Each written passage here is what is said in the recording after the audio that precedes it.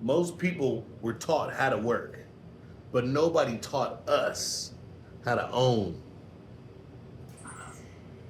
I think the American dream is still alive, but we're looking in the wrong place. So I created this video today. I'm gonna tell you how to find it. I spent years working in kitchens, building businesses, learning the ins and outs of work, and work keeps you alive. But ownership changes your life. Tonight, I'm gonna show you how to interpret this: life, liberty, and the pursuit of happiness through ownership, and what you can start doing today, like right after this video. So come with me on this little journey, because work keeps you alive, remember, but ownership creates freedom. Right now, I could I could I could turn the lights on. I could turn the lights off because I own the place. If you was an employee, you'd have to do whatever you got to do while you're here. You couldn't be doing this video right now while you at work. Boy, you get fired. You don't own your time. You don't own yourself. You hoping that you could be there long enough to generate some hours to get paid. So you're basically working to live. And that's just totally fine for some people. But I'm just saying, maybe it's not for me. And maybe it's not for many of you out there. The Declaration of Independence said life, liberty, and the pursuit of happiness is what all Americans are entitled to. Now, what they did was they included little things to help Americans get life, liberty, and the pursuit of happiness. You know, life to me is owning a home. Liberty is this land of liberty. But the only way you can get liberty is if you own some of the land. So you gotta own land. You gotta own a business. You gotta own land. And then you can have the pursuit of happiness. So life, that's your foundation, your stability, your business. Your business, everybody back in the days, they had businesses on farms. They had to keep that going. Then they take all their grain and all that stuff to the store and trade it for some sugar, some milk, or whatever somebody else did. That was the barter system way back in the day. That's how they did it. Now, people are starting up their own businesses of doing whatever and however. And they getting money, greenbacks, and they take it and they exchange it for rent or for, paying for their mortgage. But business is how that's generated. If you're working for somebody, you're just hoping you're living paycheck to paycheck. But back in the days, if you weren't owning a business, you were a slave to the business. I'm just saying, you might be a slave to your job right now. You don't even know it. Oh, you know it, but you don't want to admit it. Mm-hmm. Anyway, let me stop. But life is owning a business. That's the only way that you can have life. They got all these things that help out businesses to make it easier for them to survive. So in turn, they can take their business taxes and pay the government. The government can keep doing what the government does, which is take care of the land. They keep us free. So our taxes go to the military and go to these roads and go to keeping these buildings erected, all the other stuff that we don't really want to do. We pay taxes. The government takes care of that. That is the a benefit of being in America. This is the American dream. Now, liberty. Liberty is stake and participation. Now, in this land of liberty, back in the days, they used to have uh, when Oregon Trail. Remember that game? Oregon Trail came out. Okay, so back in the Oregon Trail days, they had all this free land, and they'd line up everybody who wanted some land. And you had your wagons, you had your horses, you had your people, and they said, okay, it's a land grab day, whatever, blah blah blah blah blah. And they gave you all stakes, and you ran, and you sit down, said go, woof, and you running off to try to get your flag in to one of them, another flag, and boom, boom, everybody was taking spots, boom, boom, and that was how they divided up the land at first, and everybody took equal land, and everybody, after the land was divided, then equal taxes and stuff came, but everybody got free land back in the days when it was Oregon Trail days, and all you had to do was, it was Wild Wild West. So you had to protect it. You had to have guns and all this other stuff. Now you just pay your taxes. You got the police, you got the military, you got all that other stuff, which is the machine that America built for us to get behind. So you play the game and you own a business, and you take the business taxes, because people taxes, our taxes ain't nothing. But own a business, the business taxes is good. That business tax will go into government, and the government will be able to pay the military, pay the police, pay the street man, pay the garbage man, all that stuff. So that is liberty. In this land of liberty, the American dream is to own land. So you gotta own land. Boof. Pay them taxes.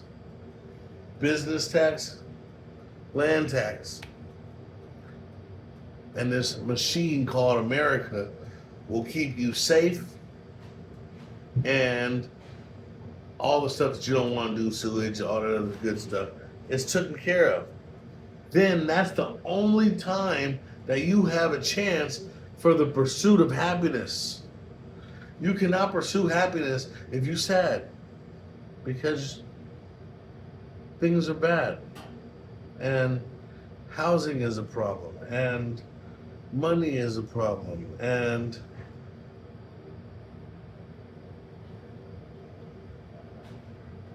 housing and money, if those are problems, that's pretty much it. Oh Lord Jesus. But still, you need those in order to even begin to think about happiness. So you have those in the pursuit of happiness. Boom. Now, that is the basis of the American dream. So now you know what I'm talking about when I'm talking about the American dream, right? You following? All right. So we now that we got that out, we got to understand that we weren't taught this stuff when we were younger. Matter of fact, think about why we don't have it, why we didn't have it when we were growing up. Because our parents weren't taught it. And then our parents weren't taught it. But they taught some of them, and it rubbed off on some of them. And if you were fortunate, the information rubbed off on you. And, hey, my grandpa, he knew he had to do something. He had a bunch of truck parts on his yard, on his land, and because all his sons were driving trucks. That was the only thing they let us black people do back in the day, drive trucks, and or in Rio Linda back in Sacramento. So he had a bunch of parts. A bunch of people were always looking for diesel parts. He said, "Yo, I'm gonna get a yard and start selling parts." He turned that into a salvation. So everybody know Oscar Starks Wrecking out in Rio Linda. Yeah, North B Street. There used to be a bunch of old auto records back there. People know about it my age, and even the younger folks from back in the days. We used to go out there and earn some money by cleaning up the lots and stuff. Anyway, fast forward, my dad got taught that from his dad, how to have business. So he was always talking to me about owning a business. That's the only reason why I knew about it before, while other people weren't. When we were playing with Legos and G.I. Joes with the Kung Fu grip, my dad was talking about, yeah, and G.I. Joe, he had a desk job. And I'm like, what are you talking about, Dad? And, yeah, but he kicked his boss out. Yeah, Kung Fu grip. No bosses. Him and my mom owned a business, and he played saxophone, so he was always on the weekends going out to Vegas with mom, playing saxophone with Lou Rawls. I don't know if y'all remember Lou Rawls. Rest in peace, Lou Rawls. Rest in peace, my mom and dad too. But they had a business and they were well off. We were well off. We didn't know it. We were still getting Goodwill clothes and all this other stuff because they was, making sure that we understood that we ain't, what I'm saying? They was stacking up for us and making sure that we didn't be no bad kids that just got a bunch of money and just blew it all off. They were teaching us how to own stuff at a very young age. And me working in kitchens, I didn't know that I was supporting these owners. These owners are sitting back, fat cat off of me. I'm putting in major hours, because I need the money. I need the hourly wage. But if I'm making an hourly wage, just imagine how much the owner's making. And I'm over here killing myself, pouring it all out. I used to work in Alaska.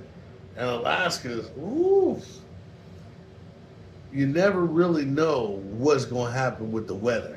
So you always got to wonder how many hours you really going to be working. Is your relief going to really be able to come and relieve you? If not, you just got to keep on working because you can't leave either. You know what I'm saying? So it's tough out there in Alaska with the weather. You don't know if you're going to get your next shipment of food. I didn't know if I was going to get my next shipment of food or not. So when I was getting that $20,000, $30,000 a week to order with, I try to make it, skip all the way down to $22,000 to get everything that I needed for the week to feed them 300, 400, 500 miners. Shouts out to all the miners of Pogo. But anyway, to feed everybody, it cost a lot of bread, but I'd make sure that I had some overhead. And that $8,000, I'd go ahead and stack up on some prime ribs or some hamburger, a bunch of stuff that they loved. You know what I'm saying? A bunch of rice that didn't go bad, a bunch of noodles. I was mac and cheesing. Woo, it's cheesy time out there when it was mac and cheese time, boy, I tell you. But anyway, you always gotta prepare.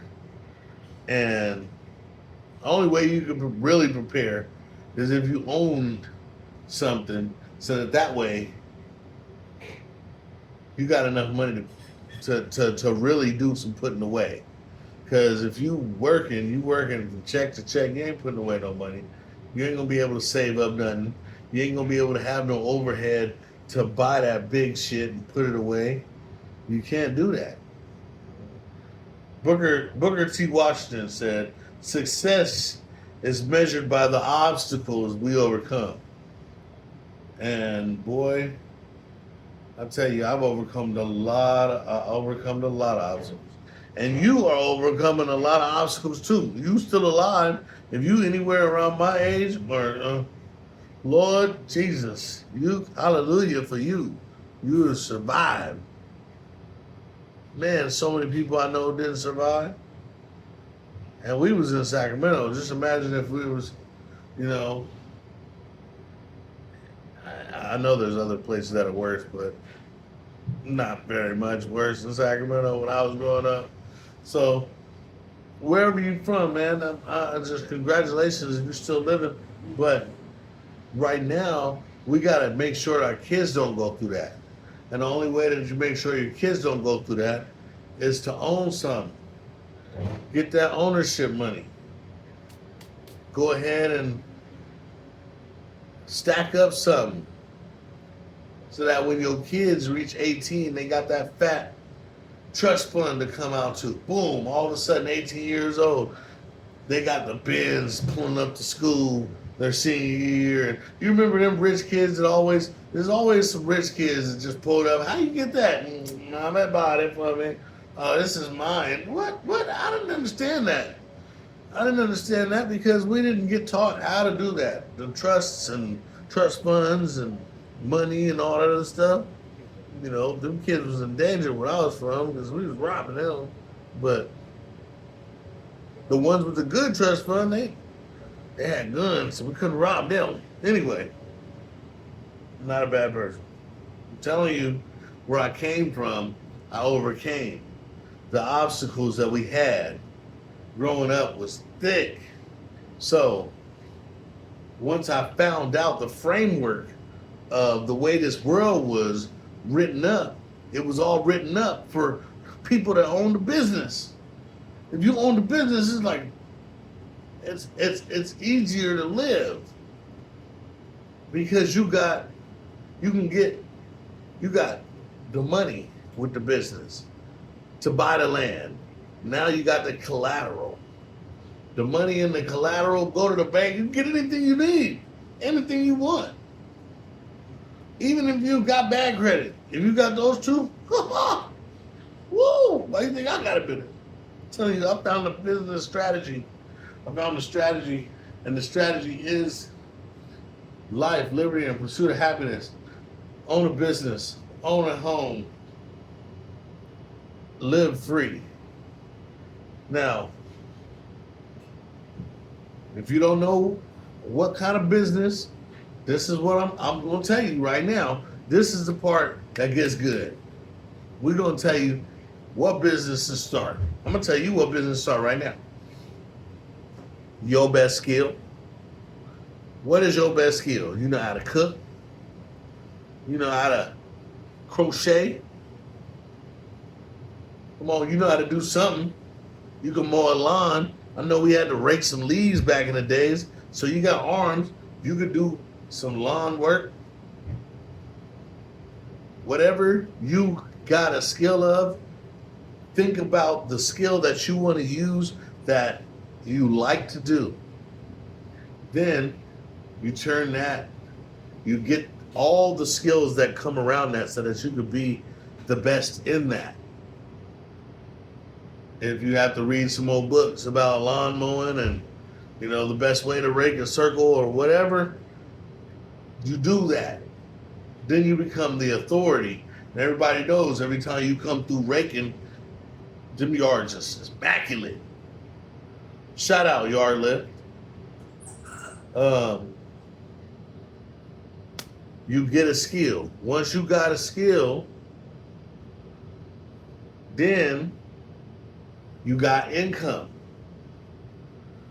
Because you're using it now for people. You're serving people. That's what a business is. The purpose of life is to serve people. And that's on some biblical stuff. We can go there, but I'm just telling you, you know it too. The purpose of everybody out here in this world is to serve people, and the cycle goes in a circle. Everybody, you serve people, they serve you. We live happy under God's green earth. Now, I don't mean to get too biblical, but other days I'll get biblical. But today, I just want to let you know, you get your skills and you hone them. You get them nice.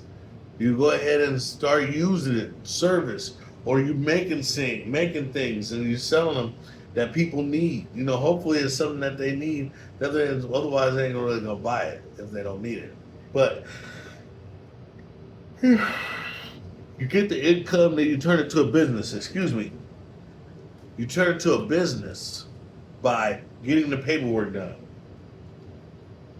You have it structured right, all this other little tidbits and stuff. But really, I make it sound hard, but it's really easy. In a minute, I'm going to have an app that's going to help us start the business instantly. But we'll talk about that later. I've got the software guys going right now. So you get the business created. The Department of Revenue, pay them a little $50, a little 100, whatever. The City Hall, you pay them a couple $100 here and there. Then you got the business for a year.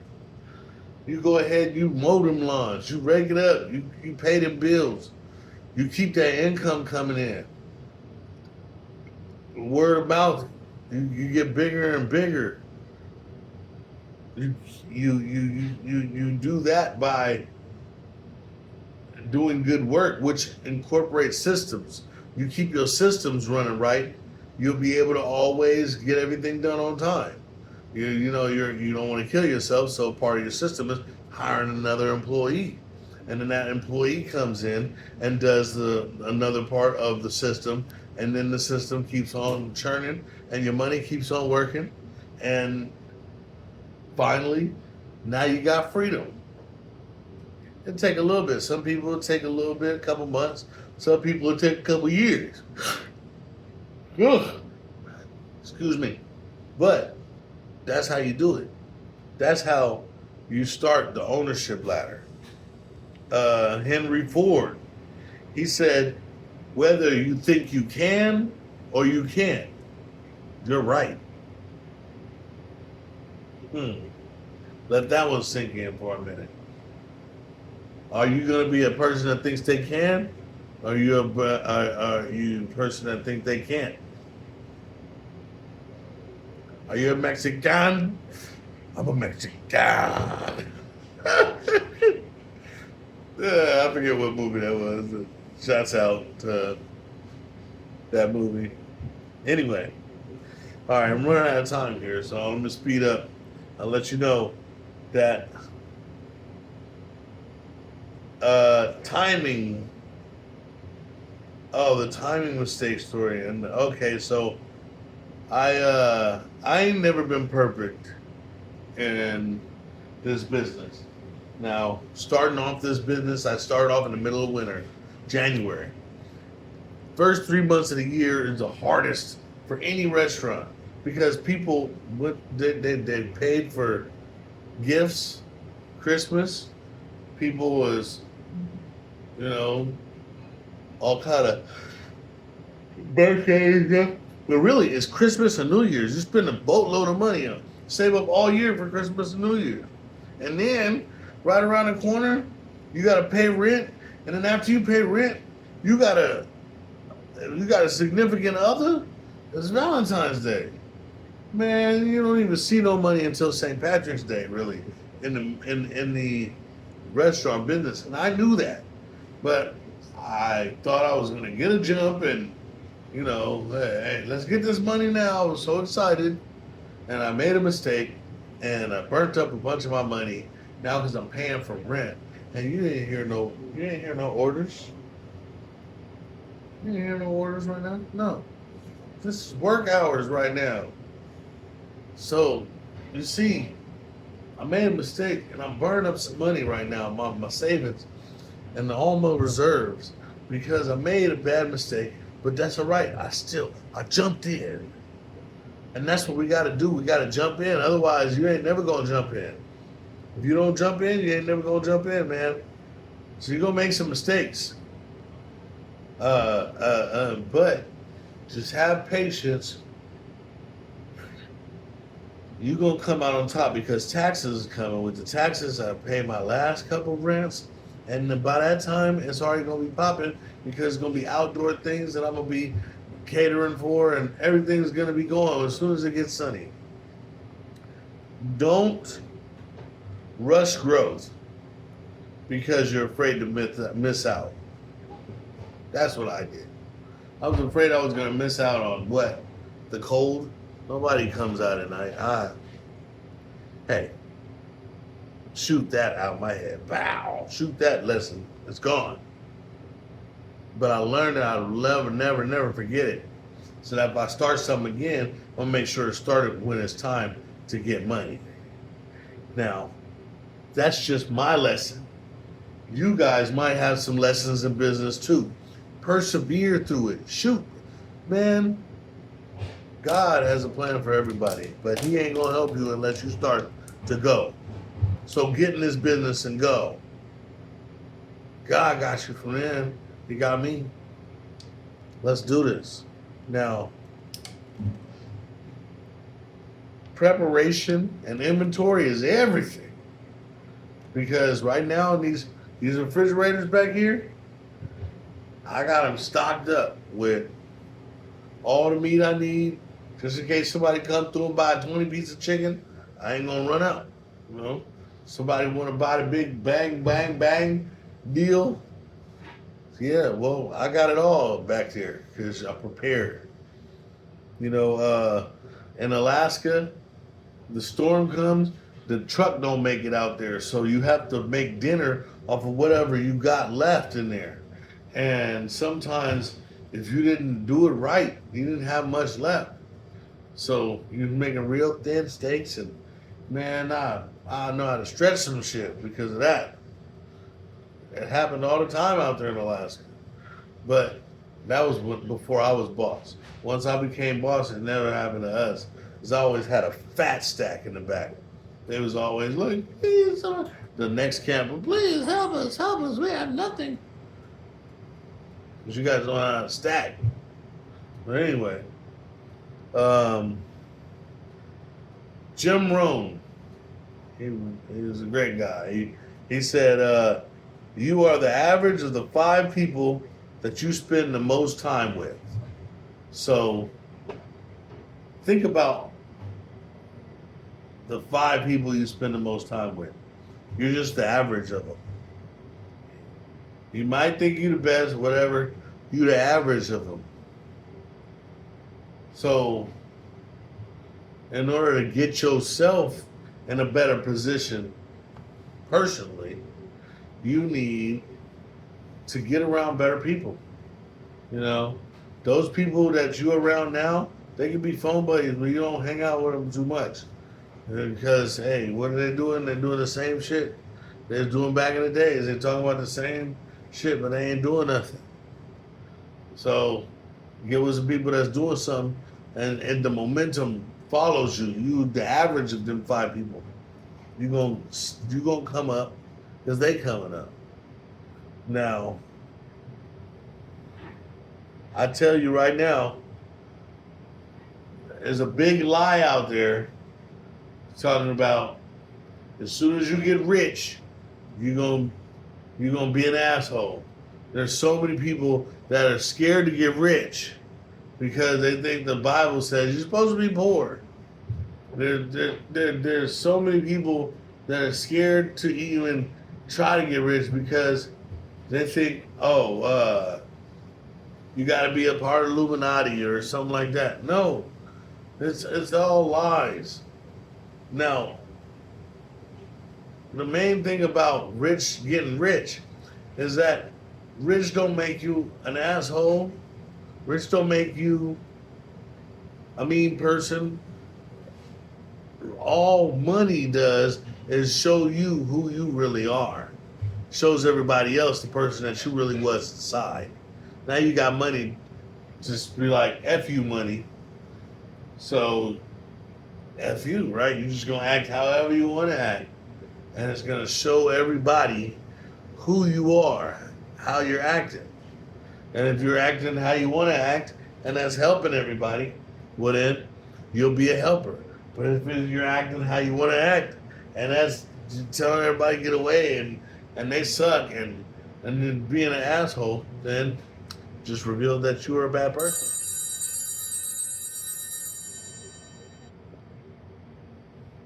I'll call you right back. So I just want to now I'm gonna give you some stuff that you can do right now to get out of this rut that you're in right now. Get to the promised land of owning a business so that it'll be easy for you to own land, so it'll be easy for you to participate in the machine, to come up and then make them thousands and billions, thousands and millions and billions. Now, choose one skill, hone it, make it the best, make it an offer, and offer it out there. Make that money. You can be a business tomorrow. You just got to figure out what you want to do. Stop sitting back, man. Stop sitting back. You're gonna be left. God waits for no man. Time waits for no man. I forget who says that, but ownership is available to everyone now. Back in the days, they didn't teach us this stuff. Like I said, you had to read books, and they didn't want us to read books. You know what I'm saying? So once you started getting an understanding of how to play the game, you realize it was set up already for the people who had land, for the people who had business. And it was hard for people back in the days. Now everybody has an opportunity because everybody got a cell phone. Everybody got a little money to ride the bus. Everybody can, get to work and get some money. And with that little bit of freedom, you can start a business. Save a couple pennies here and there. Put it towards your business. Make some money from your business. Stack that money. Make some money from your business. Stack that money. Put it all together. Get your paperwork done. Boom. Now you're in the game. We all gonna come up. If you pay attention to what I'm saying, to what a lot of other mentors are saying, we all gonna come up together. And I'm just a man with a restaurant in real time showing you how to make it or how I'm failing. In real time, that's what I'm doing. And I'm also telling you about all the good things that I learned on the way to get us all on the way to coming up and getting lots of money and being up out of this poverty. Why? Because I want to be rich, and I don't want to be driving down the street and see, I used to go to school with all of them. I never see them at the clubhouse. And then I go to the clubhouse and see Buffy and Bobby and No, I want to go to the clubhouse and see Tyrone and Lakeisha. All the people I went to school with. That's why I'm giving the game up right now, so that we can all come up, so that we can all be rich, going to ski in the Alps. What are you doing? Everybody knows it's the Alps this weekend, bro. Where are you going? I guess I'm going to the Alps. Everybody knows we're going to Egypt. We got to do the walk, bro. All right, well, let's do the walk. We can afford to do stuff when we got money. So that's why I'm trying to talk about all this stuff. We all gonna come up if we all stick together, if we all strive to do better.